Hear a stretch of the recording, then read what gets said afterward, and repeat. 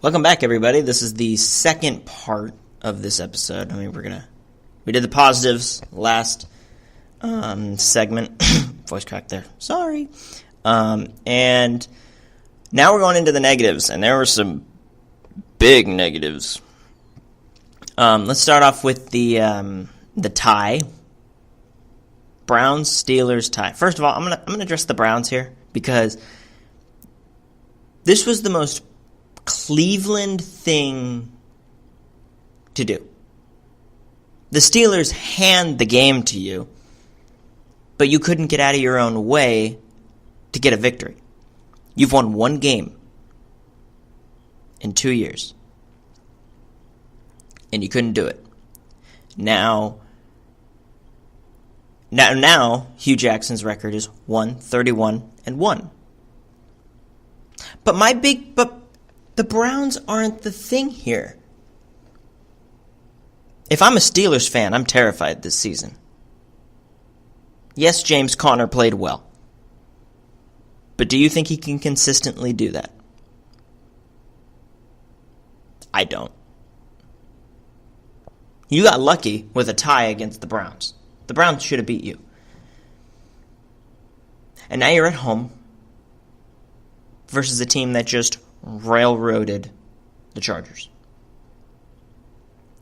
I don't think you're winning that game. You're going to be 0-1-1 to start your season, Pittsburgh. I'm sorry.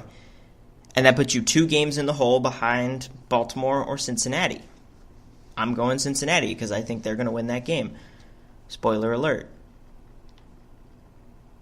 But as a Bengals fan, I was so happy to see the Steelers implode like they did.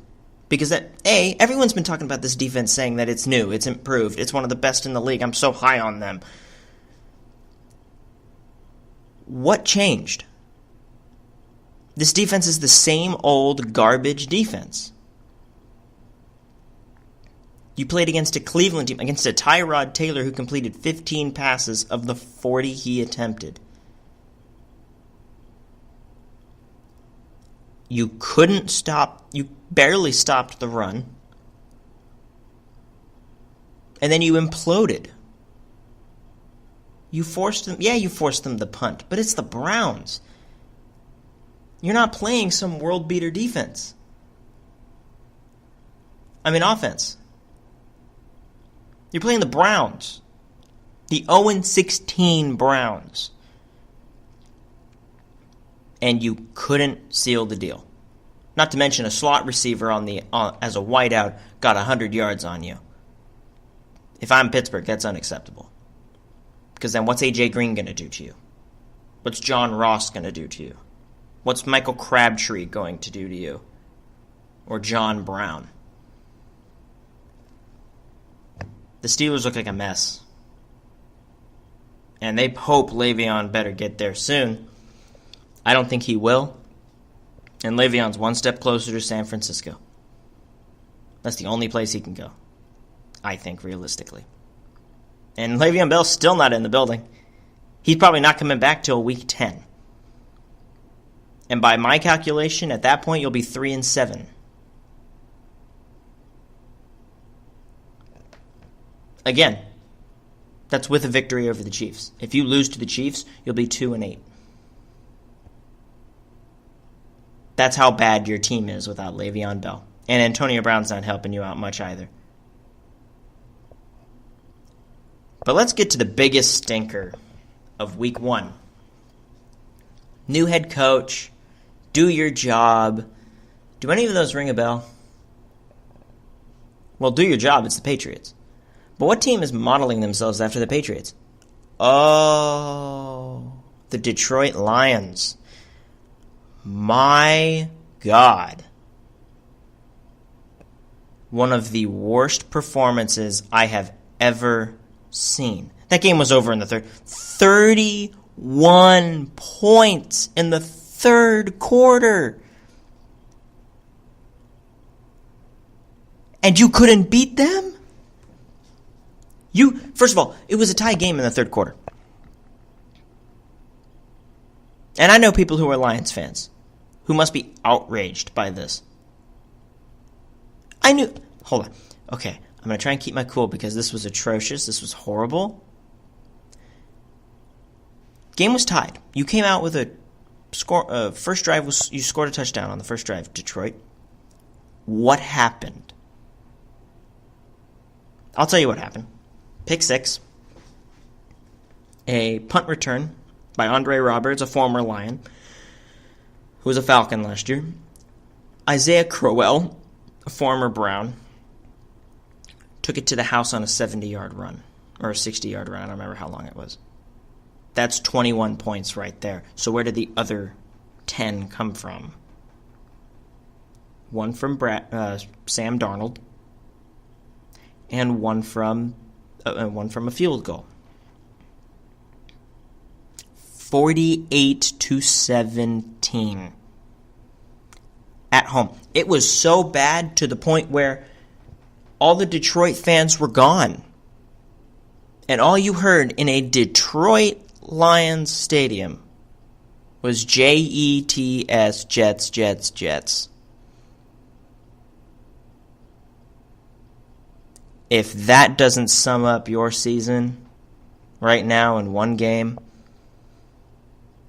Now, again, it's week 1, so I'm not going to overreact to it. But that looks like the Lions we're going to see all season long. Let's move on to the Saints defense. 500 yards. Now, I'm not going to go too hard on the Saints defense. They've laid eggs on openers. They have. They did last year against the Vikings. They did early. They lay eggs. They do. They just do not play well in the opening weeks. Now, everyone's saying, oh, they don't play well, so I'm going to pick the Browns. You're delusional if you're going to pick the Browns over Drew Brees at home versus the Browns. Like, I'm sorry. Last year, he had the Vikings and the Patriots, who were a combined 26-6 in the first 2 weeks. And he couldn't beat the Vikings in the playoffs. He almost did. Alvin Kamara looked good. Or Kamara. I don't know how you pronounce that. Kamara. I don't know. He looked good. Drew Brees looked good. The offense looked good. But my lord, that defense looked bad. 500 yards to Ryan Fitzpatrick and the Tampa Bay Buccaneers, who no one thought were going to be that good. If I'm Tampa Bay now, I'm releasing Jameis Winston. We got our guy. Where are you going to go? Just saying. The Buffalo Bills. Weren't they 9-7 last year? To score 3 points in the opener against Baltimore. First of all, I think Baltimore isn't as good as everyone's saying they are. That's just me. Everyone's saying, oh, Baltimore's the team to beat now because they scored 47 points. Against Buffalo. Cleveland dominated Buffalo in the preseason. Cincinnati did. Everyone dominated Buffalo's first team in the preseason. Can we just all say this? Do Ravens fans even comprehend the fact that they were playing Nathan Peterman, who registered a 0.0 as a quarterback rating or a QB or a passer rating? All-time bad. All-time bad. In fact, the last time it happened was 2015. Peyton Manning against who were they playing?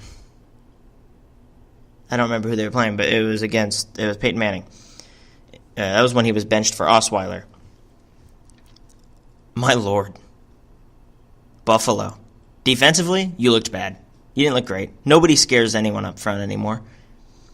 Defensively, in the secondary, I don't know what to make of you. You have 2 free safeties that I think are good players. But they can also be in the box safeties. Your other corner position's a problem. Offensively, your offensive line rivals the Seahawks at all-time bad. And I feel bad for Russell Wilson based off what I saw.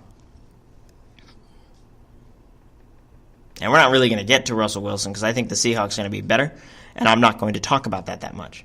But the Buffalo Bills, my Lord, you were a playoff team. You shipped your quarterback out to go draft your guy. Now, Josh Allen is starting against the Chargers. Poor guy, man. Poor guy. Now, if they don't face Bosa, we'll see what happens. I still think that offensive line is going to be all-time bad, but we'll see what happens. Another negative takeaway were the young quarterbacks this week. That's right, I said it. And I'm going to start off with one in particular. Actually, you know what? I'm not going to start with him because we'll get to him later. Deshaun Watson was bad. Oh, but he was playing New England. I don't care. I don't care.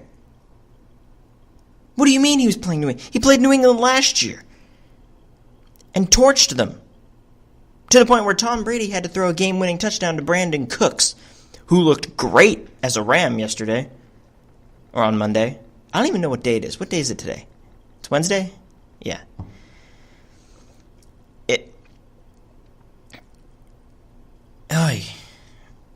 I don't get it. Everyone's saying that the Jags are going to be bad because of Bortles. They didn't look great against the Giants offensively. They looked great defensively. And we'll get to the Giants here in a little bit. But I would take Bortles over Deshaun Watson based off of what I saw. And Bortles has to play the Patriots this week. If Bortles beats the Patriots, then I will sit there and say, why does anyone need Deshaun Watson? And I don't care. This is basically his rookie season. I don't care.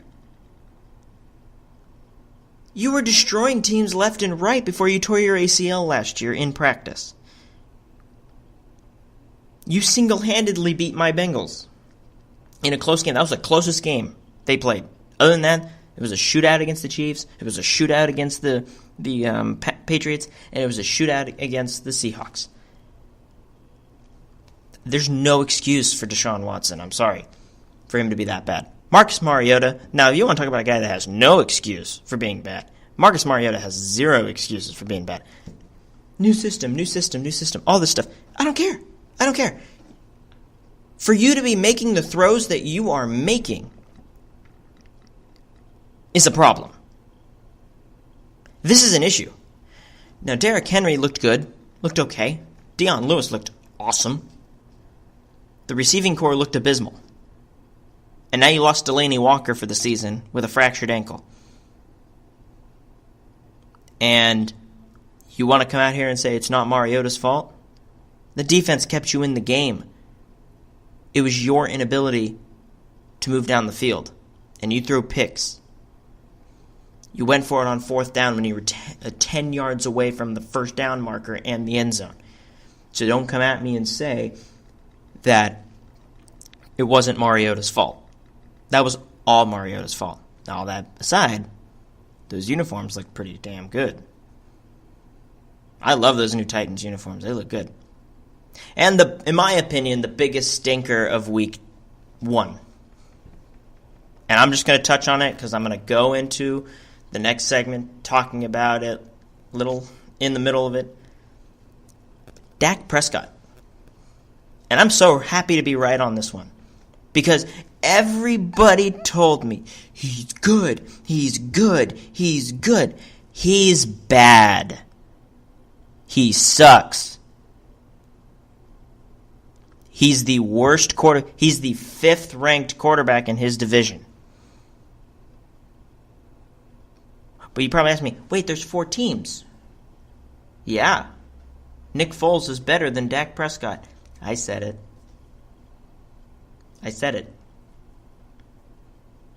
And nothing showed me Dak Prescott could get his team over the hump this week. Nothing.